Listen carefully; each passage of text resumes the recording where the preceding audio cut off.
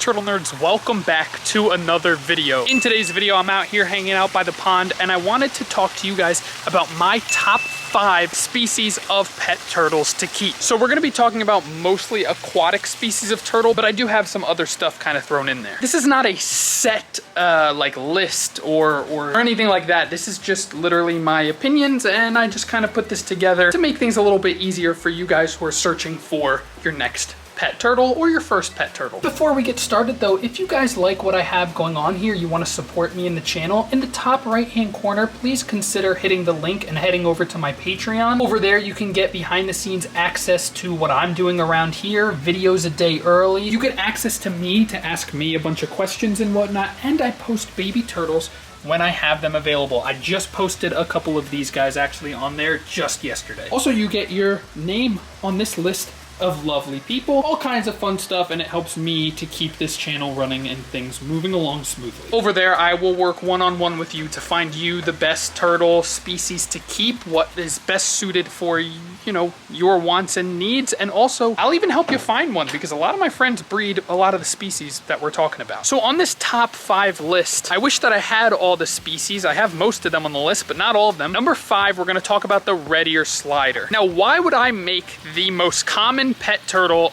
literally in the world number 5? A few reasons. This applies for all aquatic turtles, but number 1, especially red ear sliders, they can be a little bit dirty and messy. Red ear sliders are fairly personable. They're pretty sweet. They'll swim over to you, but it really depends on the individual. Not all red ear sliders are the same. Some will love you, some not so much. And that goes for them with each other as well. Red ear sliders are very prone to aggression amongst one another and towards other species. But again, this depends on a multitude of different factors that we're not gonna get into in this video. Now, red ear sliders are very easily available, common everywhere, and they're super duper cheap, but the cost comes in maintenance and care for them. You need to have, the number 1 issue with red ear sliders is that they get big. Let me show you something. You need to have the fiscal responsibility to have and provide a large enough enclosure for an adult red ear slider, because it will get, this would be, I mean, this is a Diamondback terrapin, but this would be like a normal size red ear slider. That's not to say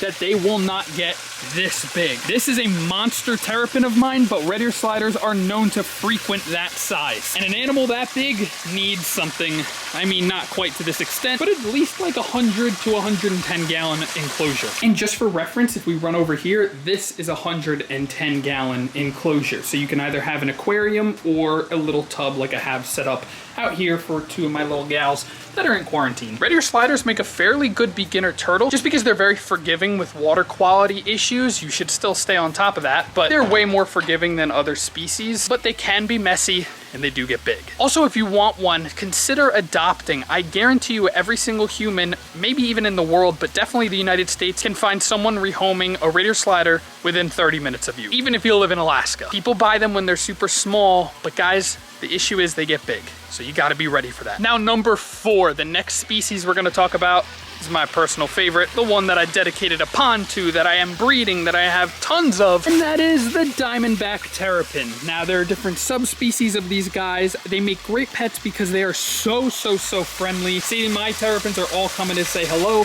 They come in all different shapes and colors, and they're just absolutely stunning, mixed with their friendly personality, and they are a very hard turtle to beat. Now, some issues with them is that they're fairly prone to skin problems if you don't keep very high water quality, and sometimes, depending on the individual, they don't do well in fresh water. If born and raised in fresh water, they will do just fine in clean fresh water, but some individuals do better and fare better in brackish water, which is a little bit harder to take care of. See, oh, there goes Blueberry, who was born and raised in fresh water. You can see that she's doing fantastic though. All of these terrapins were born and raised in fresh water, and they're doing very well. So Diamondback terrapins, basically, they grow to similar sizes as red ear sliders, but like Miss Dragonfruit here, they can get huge. They're way more carnivorous than red ear sliders, so they're gonna like shrimp and treats and clams and things a bit more than a red ear slider would. So their diet is way more protein protein heavy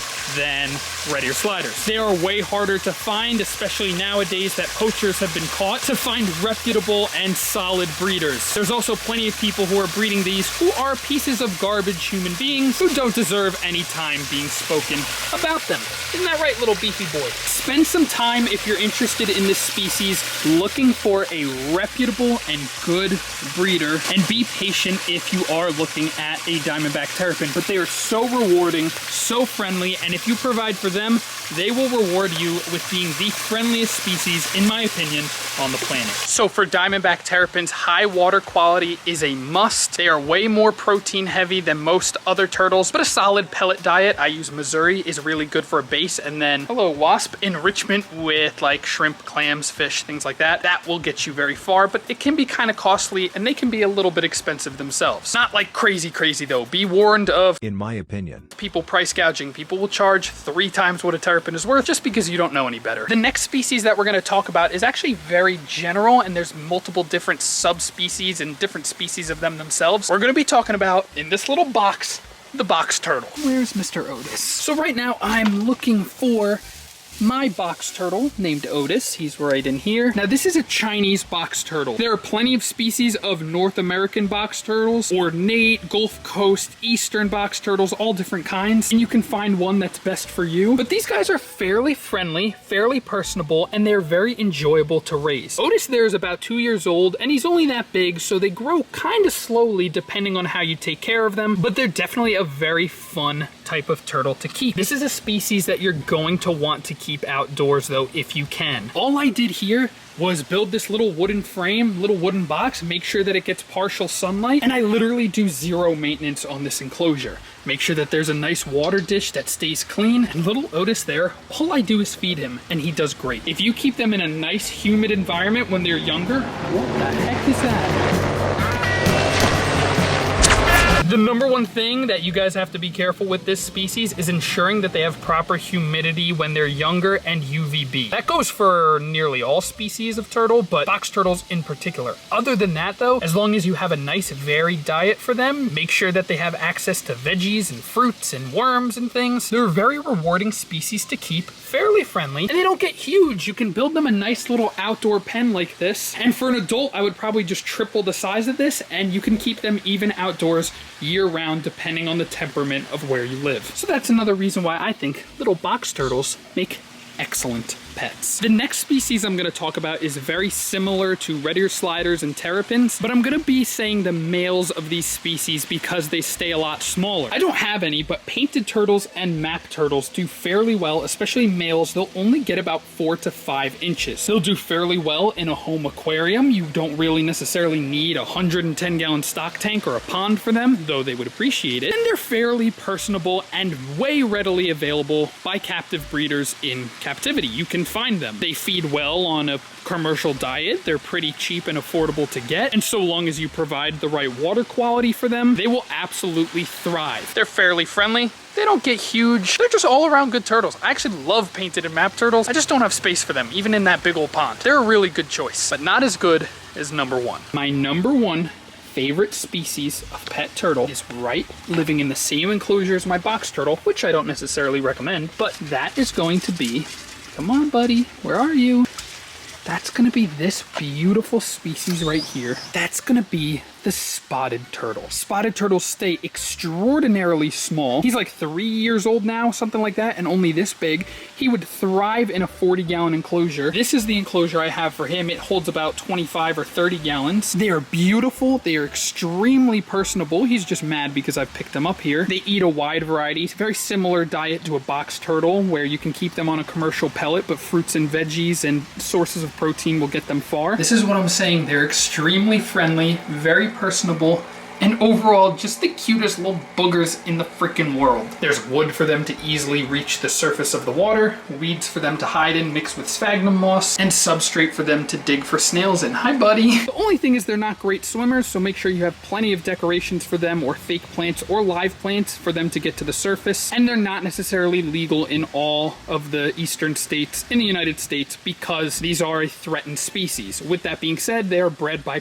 plenty of people in captivity. They're reasonably affordable, and in my opinion, like, this is the number 1 best turtle for people who want to keep them. Friendly, personable, available in most places. You just gotta make sure they're legal, and if they're not, a mud or a musk turtle will have very similar requirements. In my opinion, not as beautiful, but still very readily available, similar diet, and they also stay fairly small. So those are my top 5 species of pet turtle. Thank you guys so much for watching. I hope you enjoyed, and I'll see y'all in the next one.